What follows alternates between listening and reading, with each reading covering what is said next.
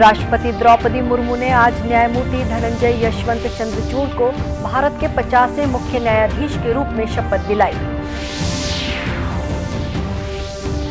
भानु प्रतापपुर विधानसभा उपचुनाव के लिए कल जारी होगी अधिसूचना, नामांकन दाखिल करने की प्रक्रिया भी शुरू होगी।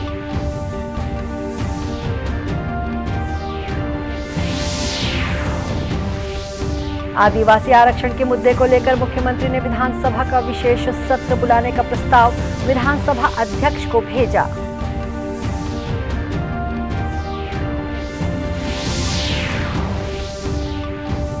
और मतदाता सूची का विशेष संक्षिप्त पुनरीक्षण आज से शुरू, युवाओं को जागरूक करने रायपुर में निकाली गई साइकिल रैली।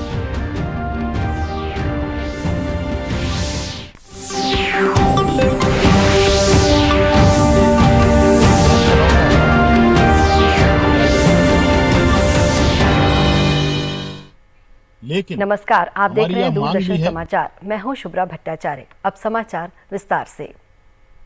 राष्ट्रपति द्रौपदी मुर्मू ने आज राष्ट्रपति भवन में न्यायमूर्ति धनंजय यशवंत चंद्रचूड़ को भारत के 50वें मुख्य न्यायाधीश के रूप में शपथ दिलाई। उन्होंने न्यायमूर्ति उदय उमेश ललित का स्थान लिया है, जो कल मुख्य न्यायाधीश पद से सेवानिवृत्त हो गए।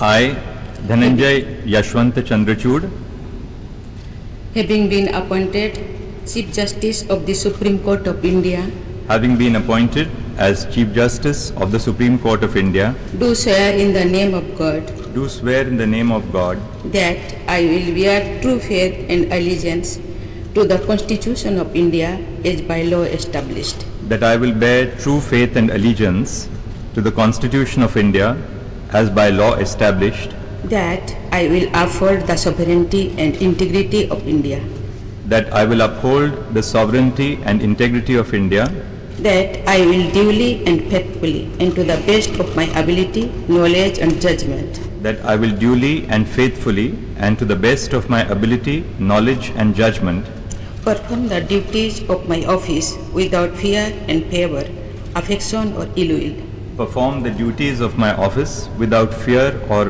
favor, affection or ill will, and that I will uphold the Constitution and the laws, and that I will uphold the Constitution and the laws.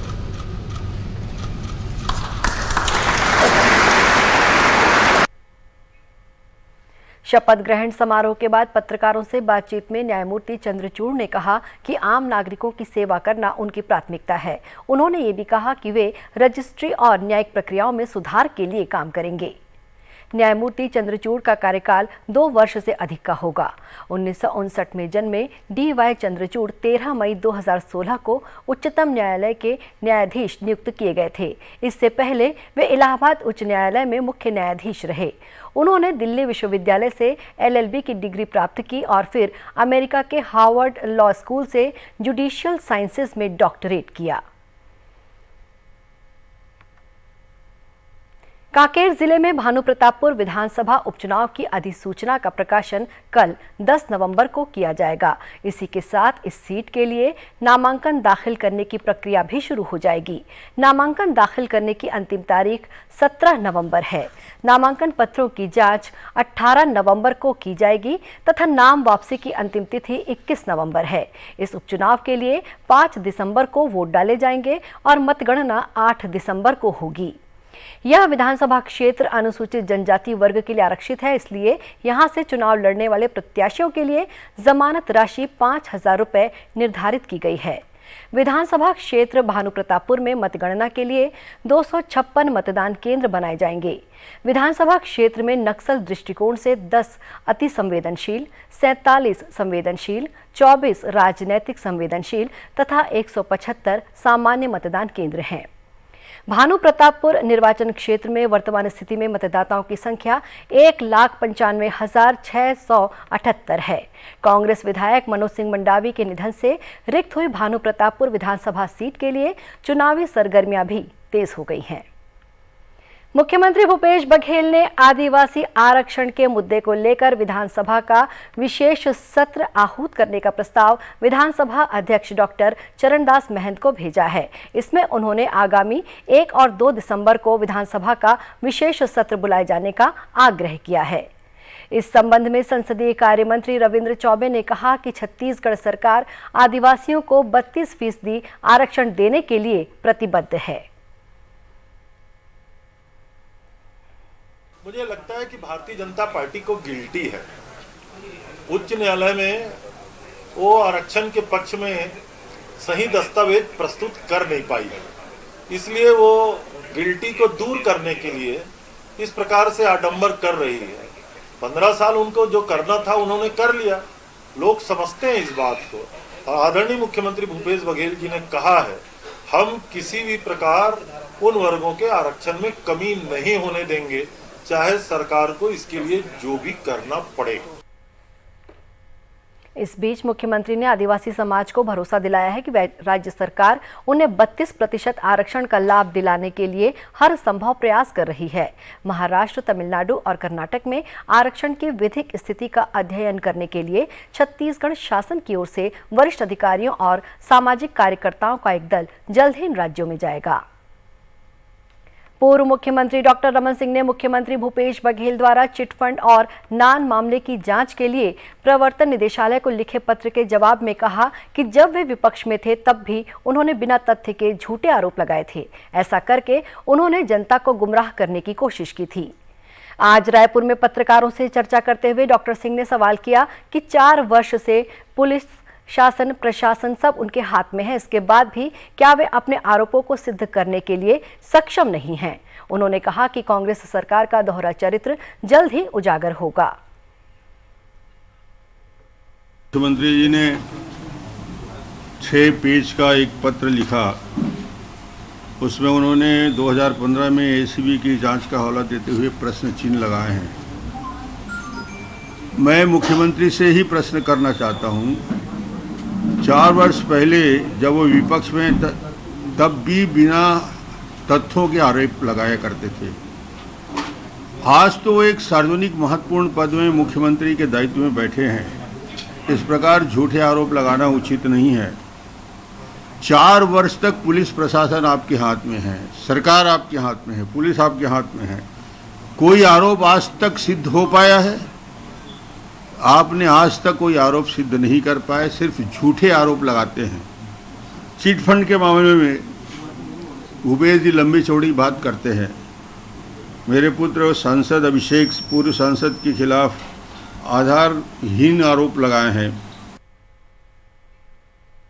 गौरतलब है कि मुख्यमंत्री भूपेश बघेल ने कल प्रवर्तन निदेशालय ईडी को पत्र लिखकर चिटफंड और नागरिक आपूर्ति निगम नान घोटाले की जांच करने की मांग उठाई थी। इस पत्र में उन्होंने एसीबी की जांच का हवाला देते हुए कई प्रश्न चिन्ह लगाए हैं। मुख्यमंत्री ने कहा, अगर इस पत्र के 15 दिन बाद भी ईडी ने जांच शुरू नहीं की तो न्यायालय में याचिका दायर की जाएगी। इस मामले की जांच के लिए मुख्यमंत्री भूपेश बघेल ईडी को पहले भी एक पत्र लिख चुके हैं।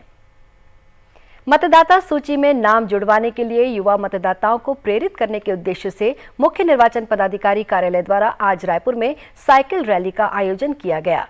पेडल फॉर पार्टिसिपेटिव इलेक्शंस की थीम पर आयोजित इस रैली में रायपुर के युवाओं, दिव्यांगों, स्कूली बच्चों, तृतीय लिंग के व्यक्तियों, जिला प्रशासन और मुख्य निर्वाचन पदाधिकारी कार्यालय के अधिकारियों, कर्मचारियों ने हिस्सा लिया। तेलीबांधा तालाब से शुरू हुई ये साइकिल रैली घड़ी चौक से होते हुए वापस तेलीबांधा तालाब पहुंची।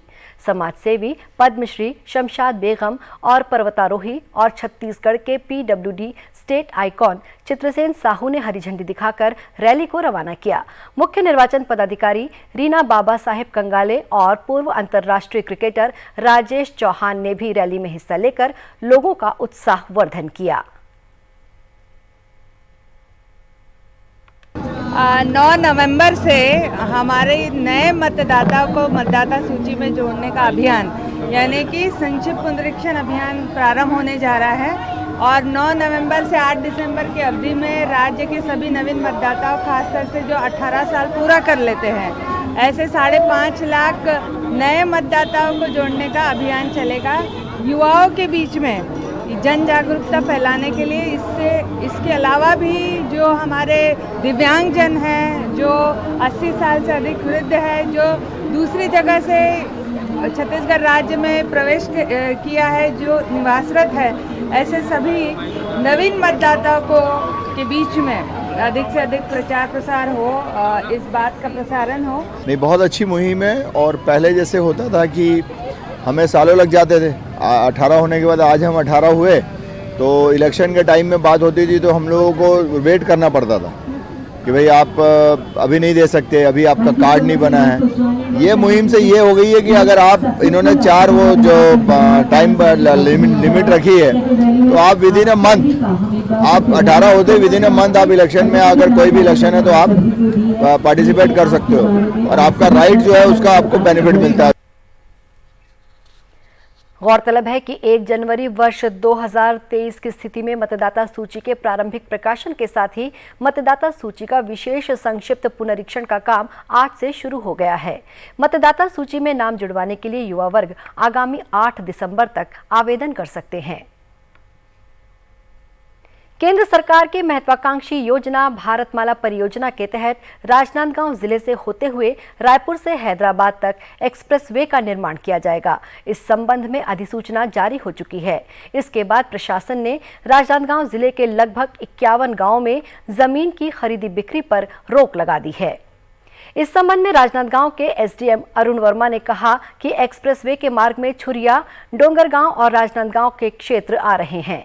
एक्सप्रेसवे को लेकर जल्द ही भूमि अधिग्रहण का कार्य किया जाएगा। अभी पटवारी, राजस्व अमला सहित राष्ट्रीय राजमार्ग का सर्वे का काम किया जा रहा है।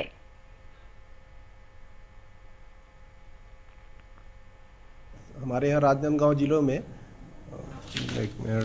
छुरिया में 17 गांव, डोंगरगांव में 15 और राजनांदगांव के 19 गांवों से होते हुए भारतमाला प्रोजेक्ट के अंतर्गत नेशनल हाईवे का निर्माण हो रहा है और इसके लिए खरीदी बिक्री को प्रतिबंधित करने, डाइवर्शन को प्रतिबंधित करने के लिए पत्र आया हुआ है परियोजना निदेशक से।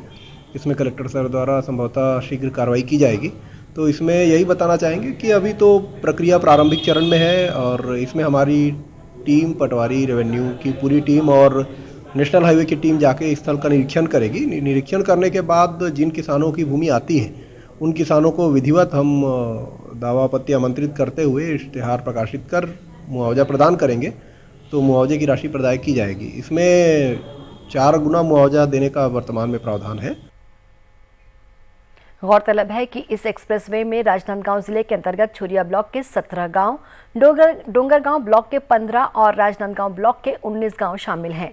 जल्द ही भूमि का अधिग्रहण कर संबंधित भूस्वामी को 4 गुना मुआवजा दिया जाएगा। इस एक्सप्रेसवे के बन जाने से रायपुर से हैदराबाद तक का सफर और भी आसान हो जाएगा। अब कुछ खबरें जिलों से।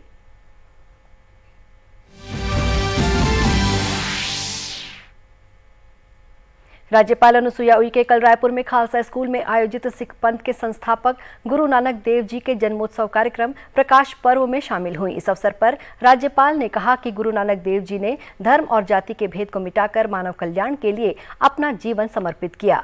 सिख धर्मगुरुओं के उपदेशों का अनुसरण करते हुए सभी लोगों को मानव सेवा के कार्य में संलग्न होना चाहिए।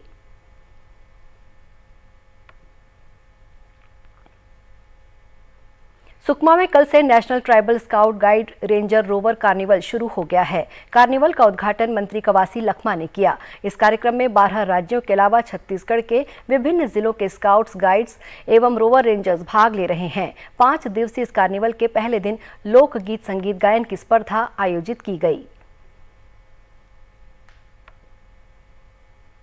ग्रामीण विकास मंत्रालय के सचिव नागेंद्र नाथ सिन्हा ने कोंडागांव में वीडियो कॉन्फ्रेंसिंग के माध्यम से महिला लखपति पहल योजना की समीक्षा की। इस मौके पर उन्होंने कहा कि इस योजना को कारगर ढंग से लागू कर महिलाओं के आर्थिक सशक्तिकरण को बढ़ावा देने की जरूरत है।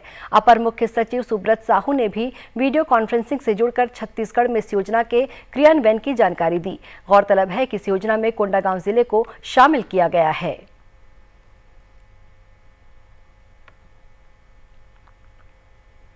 छत्तीसगढ़ की अंतर्राष्ट्रीय शतरंज खिलाड़ी किरण अग्रवाल को अखिल भारतीय शतरंज महासंघ ने भारतीय शतरंज टीम का कोच नियुक्त किया है।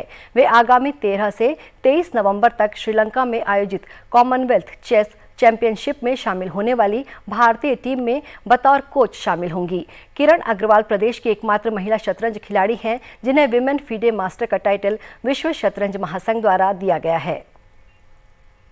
इसी के साथ ये समाचार बुलेटिन यहीं समाप्त हुआ। नमस्कार।